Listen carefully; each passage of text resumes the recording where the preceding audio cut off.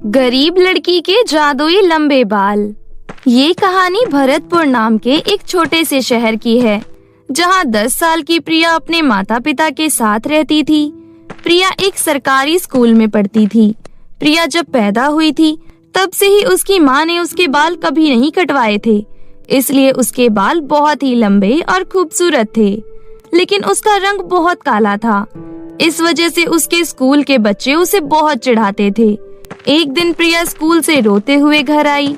उसको रोता हुआ देख उसकी माँ ने उससे पूछा, क्या हुआ बेटी, तू रोते हुए स्कूल से क्यों आई है? किसी ने कुछ कहा क्या? हाँ माँ, स्कूल के बच्चों ने मुझे आज बहुत चिढ़ाया। मेरे काले रंग की वजह से सब मुझे बदसूरत बोलते हैं और कहते हैं कि मेरे काले रंग पर ये लंबे बाल ऐसे लगते हैं जैसे कि मैं कोई चुड़ैल हूँ। कोई बात नहीं बेटा, बोलने वालों को बोलने दो। तुम केवल अपनी पढ़ाई पर ध्यान दो। बाकी बच्चों की बात एक कान से सुनो और दूसरे कान से निकाल दो। प्रिया अपनी माँ की बात सुन मुस्कुरा देती है और खाना खाकर पढ़ाई में लग जाती है। शाम को प्रिया का पिता बहुत खुश होकर घर आता है। उसकी खुशी का कोई ठिकाना नहीं था। वो आते ही अपनी बेटी और अपनी पत्नी को आवाज लगाने लगता है।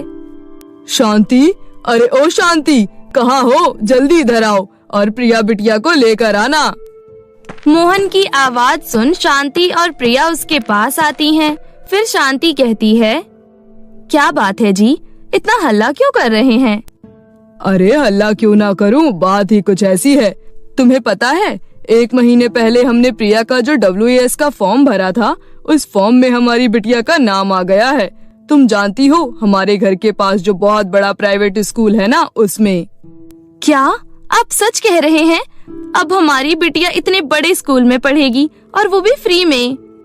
हाँ शांति, इतने बड़े स्कूल में पढ़ाने के लिए हमारे पास पैसे तो नहीं थे, लेकिन हमारी बिटिया की किस्मत बहुत अच्छी है। प्रिया, तुम बड़े स्कूल में जाने के लिए खुश हो ना?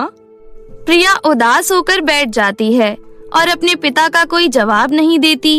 ये देख मोहन प्रिया के पास जाता है और कहता है, बेटा क्या हुआ? बड़े स्कूल में जाने के नाम से तुम खुश नहीं हो क्या?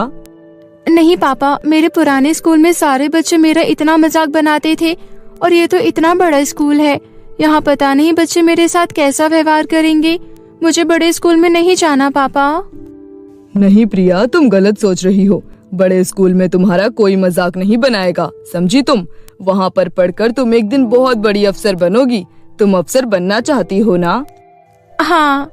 तो फिर अब बताओ, बड़े स्कूल में जाओगी ना? हाँ पापा। प्रिया को अपने पुराने स्कूल में काले रंग के कारण बहुत सुनना पड़ता था, इसलिए वो नए स्कूल में जाने से पहले थोड़ी नर्वस थी।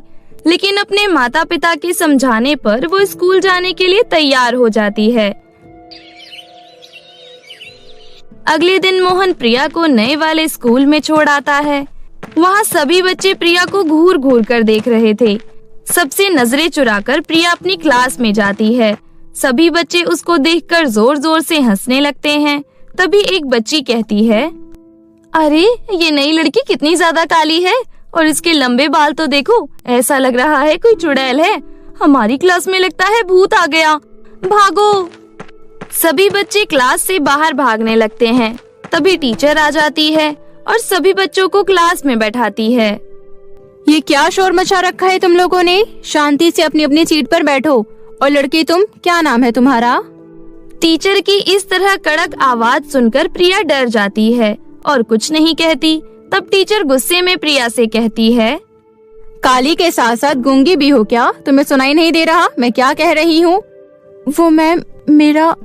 रहने दो, अब नहीं जानना मुझे तुम्हारा नाम। पता नहीं आज का दिन कैसा जाएगा, कितनी बुरी दिखती है ये। प्रिया चुपचाप जाकर अपनी सीट पर बैठ जाती है और टीचर पढ़ाने लगती है। थोड़ी देर बाद एक दूसरी टीचर, जिसका नाम मीनू था, वो क्लास में आती है और शीतल मैडम से कुछ बातें करने लगती है और फिर कहती है, ये बच्ची न्यू एडमिशन आई है क्या क्लास में? हाँ मैडम, ये न्यू एडमिशन है। गरीब है, WES का फॉर्म भर के आई है ये, वरना ऐसे गरीब लोगों को इतने बड़े स्कूल में एडमिशन कहाँ मिलता है। हाँ, वैसे कितनी काली है ये, लेकिन बाल कितने सुंदर हैं इसके। एक बात बोलूं, जरा मेरे साथ बाहर चलना। मीनू मैडम शीतल मैडम को क्लास से बाहर लेकर जाती है और उनके कान में कुछ कुछ कहती है, जिसे सुनकर शीतल मैडम बहुत खुश होती है। अगले दिन से शीतल मैडम का व्यवहार प्रिया के साथ बिल्कुल बदल जाता है। प्रिया बेटा, क्या तुम मेरे साथ स्टाफ रूम में चल सकती हो? मेरा पर्स बहुत भारी है, इसे लेकर चलो। हाँ मैडम, क्यों नहीं, मुझे तो अच्छा लगेगा कि मैं आपकी मदद करूँ। इतना कहकर प्रिया शीतल मैडम के साथ स्टाफ रूम में चली जाती है। स्टाफ रूम में शीतल मैडम के अलावा और कोई नहीं था। वो कहती है, बेटा तुम्हारे बाल कितने ज्यादा सुंदर है, काश मेरे बाल भी इतने सुंदर होते। तुम्हें पता है मुझे बहुत अच्छे से बाल बनाना आता है, तुम कहो तो मैं तुम्हारी चुटिया बना दूं। प्रिया की खुशी का ठिकाना नहीं था, क्योंकि आज उसकी क्लास टीचर उस पर इतना प्यार बरसा रही थी। शीतल मैडम उसको कुर्सी पर बैठाकर उससे प्यार से बात करने लगती है और चुपके से कैंची लेकर उसके जरा से बाल काट लेती है। प्रिया को इस बारे में बिल्कुल पता नहीं चलता। वो तो बहुत खुश थी, क्योंकि टीचर उससे प्यार से बात कर रही थी। प्रिया रोजाना ही अपने टीचर का कोई ना कोई काम करने स्टाफ रूम में जाया करती थी और मौका पाकर उसकी टीचर उसके बाल काट के अपने पास रख लेती थी। अब तो शीतल मैडम ने उसको क्लास का मॉनिटर बना दिया था। प्रिया घर आकर अपने माँ बाबा को सारी बात बताया करती थी। वो दोनों भी बहुत खुश होते थे कि उनकी बेटी का नए स्कूल में मन लग गया है। लेकिन धीरे धीरे प्रिया के बाल पतले और छोटे होने लगे। एक बार संडे वाले दिन जब प्रिया अपने बाल धोकर बाथरूम से बाहर निकली तो उसके बाल देखकर उसकी माँ उससे कहने लगी, अरे प्रिया, तेरे बाल इतने पतले और छोटे क्यों लग रहे हैं? मैंने तो तेरे बाल कटवाए भी नहीं, दिखा तो जरा, तेरी किसी सहेली ने तेरे बाल काटे हैं क्या? नहीं तो माँ, मैंने तो अपने बाल नहीं कटवाए, फिर इतने छोटे कैसे हो गए मुझे नहीं पता। तभी वहाँ पर मोहन आ जाता है और अपनी पत्नी से कहता है, क्या शांति, तुम भी बेचारी बच्ची को परेशान कर रही हो, क्यों खामखा उसके बालों के पीछे पड़ी हो? बाल तो घर की खेती है, जब मर्जी बढ़ जाएंगे, और वैसे भी बाल झड़ने का मौसम ही चल रहा है, इसके बाल टूट रहे होंगे। शांति भी अपने पति के बातों को सही मानकर चुप हो जाती है। अगले दिन प्रिया फिर से स्कूल जाती है और उसकी टीचर उसके बाल काट लेती है। प्रिया की टीचर का लालच दिन प्रतिदिन बढ़ता ही जा रहा था। एक दिन उसने प्रिया के ढेर सारे बाल काट लिए, जिससे कि प्रिया को पता चल गया कि उसकी टीचर ने उसके बाल काटे हैं। ये सब देखकर प्रिया रोने लगी। मैम, आपने मेरे इतने सारे बाल काट दिए, इसका मतलब मेरे बाल इसलिए छोटे हो रहे थे क्योंकि आप मेरे बालों को काटे जा रही थी। मैं सबको बता दूंगी कि आपने मेरे इतने सारे बाल काटे हैं।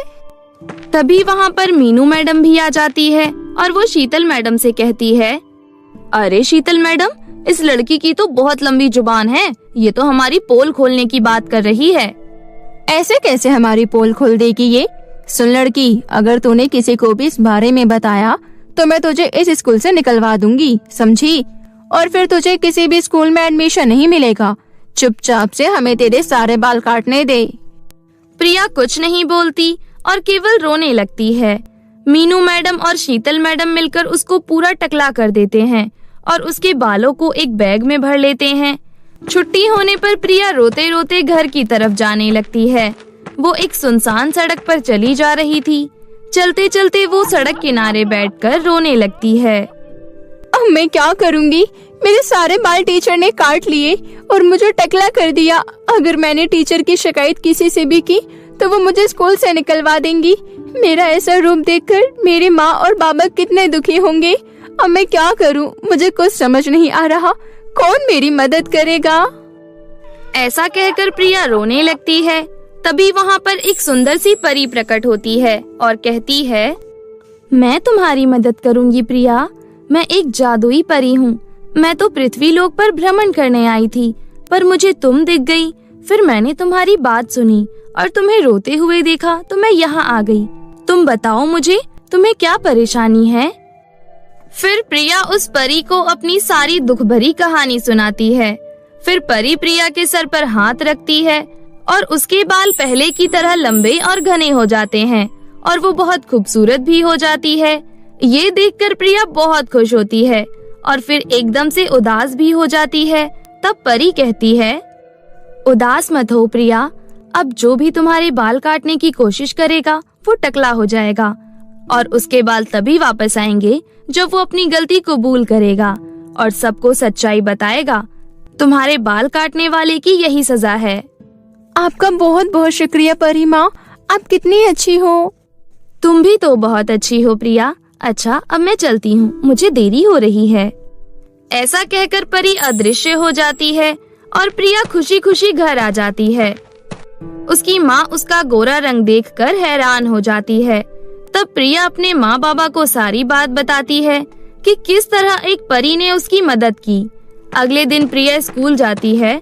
वापस से उसके सर पर इतने लंबे घने बाल देखकर शीतल मैडम हैरान हो जाती है। वो पूरी तरीके से लालच से भर जाती है और सभी बच्चों के घर जाने के बाद जबरदस्ती प्रिया के बाल काटने लगती है। उसके इस कार्य में मीनू मैडम भी उसका साथ दे रही थी। देखते ही देखते वो दोनों टकली हो जाती हैं। अरे, मैं गंजी कैसे हो गई शीतल मैडम? आप भी गंजी हो गई हो, ये कैसे हुआ? हाँ मीनू मैडम, तुम सही कह रही हो। अब हम दोनों इस क्लास से बाहर कैसे जाएंगे? सब हमारी हंसी उड़ाएंगे। आप दोनों के बाल तब तक नहीं आएंगे जब तक आप दोनों प्रिंसिपल मैडम के आगे अपनी गलती कबूल नहीं करोगी।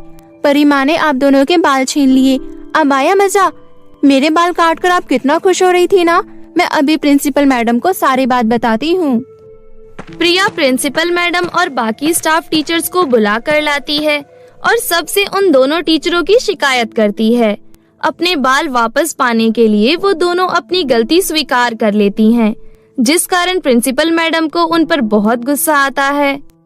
मीनू और शीतल, तुम दोनों इतनी गिरी हुई हरकत करोगी ये मैंने कभी नहीं सोचा था।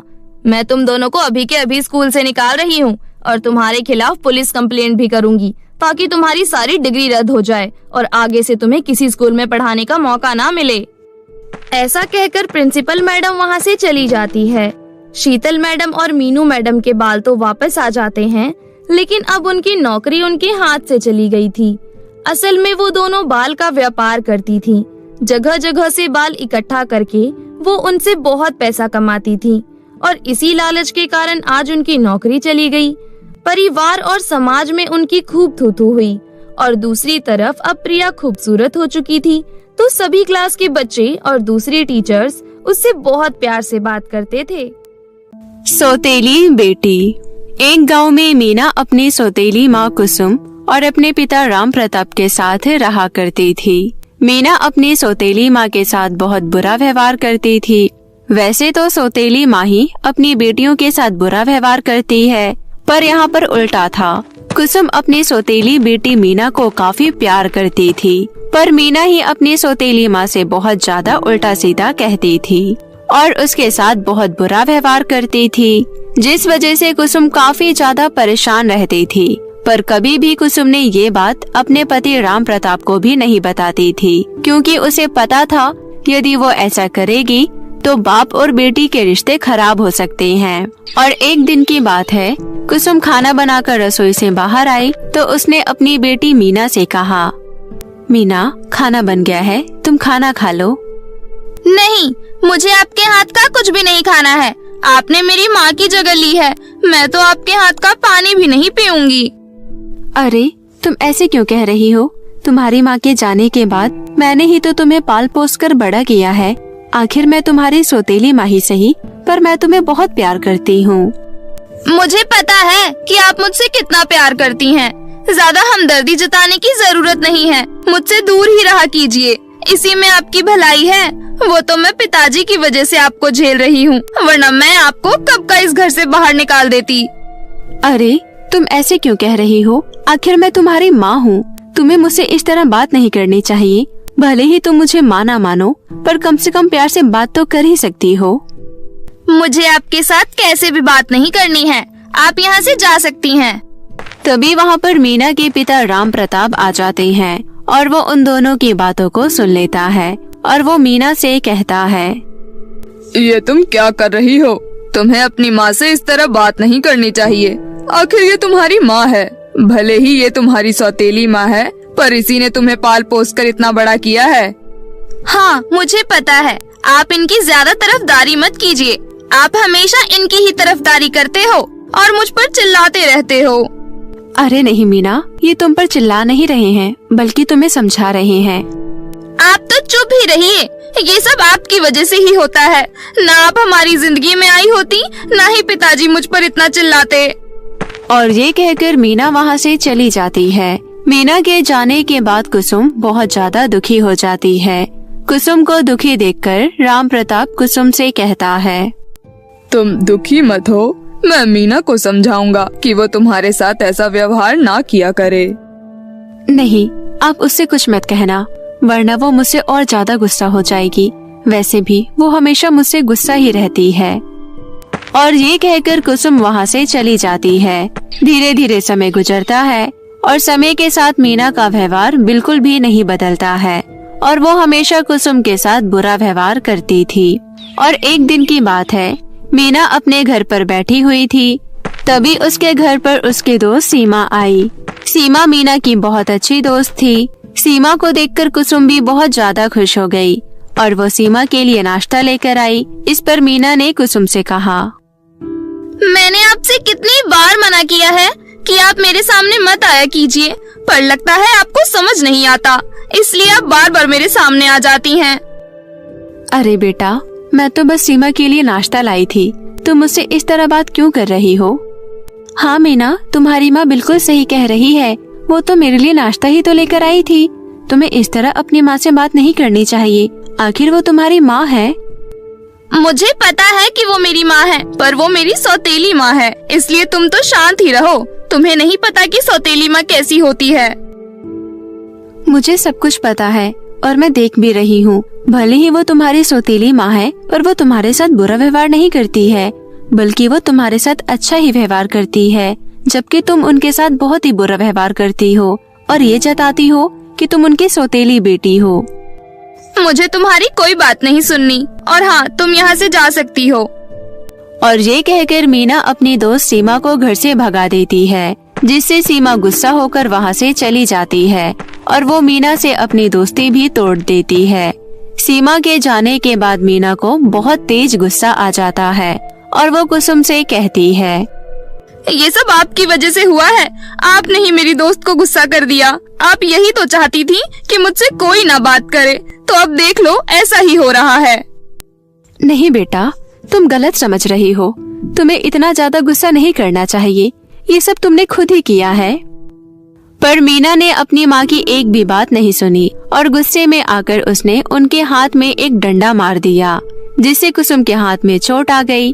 शाम को जब राम प्रताप घर आता है तो वो कुसुम के हाथ में लगी चोट को देखता है तो उससे कहता है, अरे ये तुम्हारे हाथ में चोट कैसे लग गई?